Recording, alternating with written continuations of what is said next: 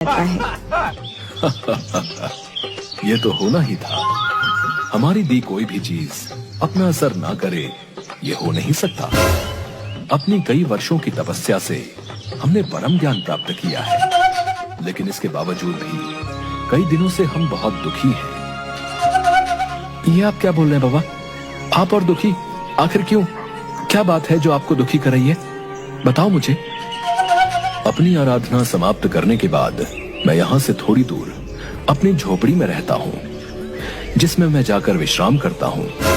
लेकिन कल रात आए तूफान की वजह से मेरी झोपड़ी तहस नहस हो गई और अब मेरे पास कोई ऐसा स्थान नहीं जहाँ मैं विश्राम कर सकूं।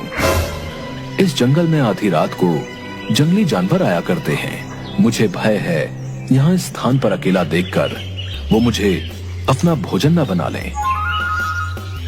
अरे अच्छा, तो ये बात है।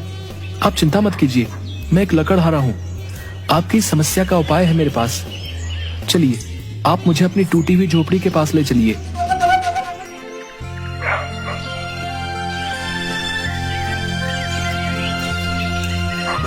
अभी रुकिए साधु बाबा, मैं बस अभी आया। हाँ, अभी आया। जिसके बाद गुड्डू जंगल जाता है और कुछ लकड़ियाँ और घास फूस लेकर साधु बाबा के पास आता है और फिर से साधु बाबा की टूटी झोपड़ी बनाने लगता है।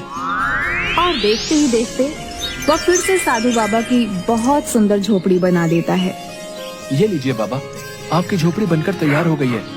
ये पहले से काफी मजबूत और सुंदर बन गई है।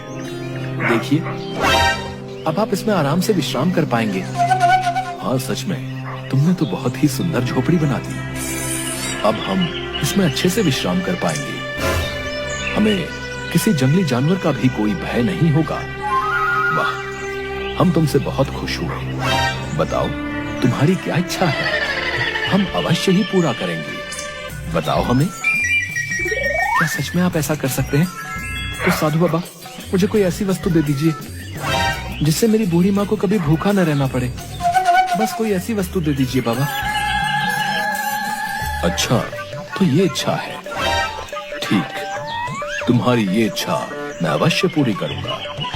और तभी साधु बाबा की शक्ति से वहाँ एक चमकती हुई कड़ाही आ जाती है।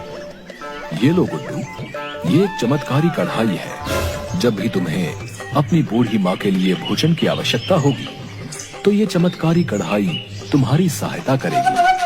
तुम इससे जो भी वस्तु मांगोगे वो तुम्हें मिल जाएगी। सच में बाबा, आप सच बोल रहे हैं? मैं इस चमत्कारी कढ़ाई से जो भी मांगूंगा, ये कढ़ाई मुझे देगी?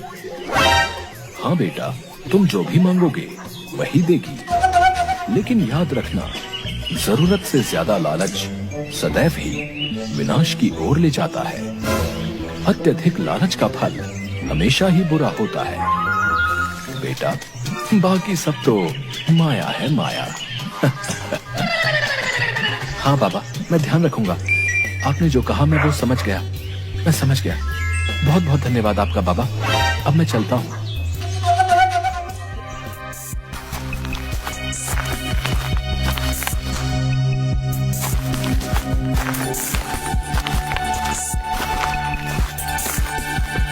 तभी उसकी बूढ़ी माँ कहती है, अरे आ गया तू बेटा, कब से तेरी राह देख रही थी।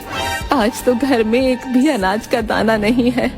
अरे लेकिन तेरे हाथ में ये कढ़ाई कहाँ से आई? बता, क्यों लेकर आया है तू ये?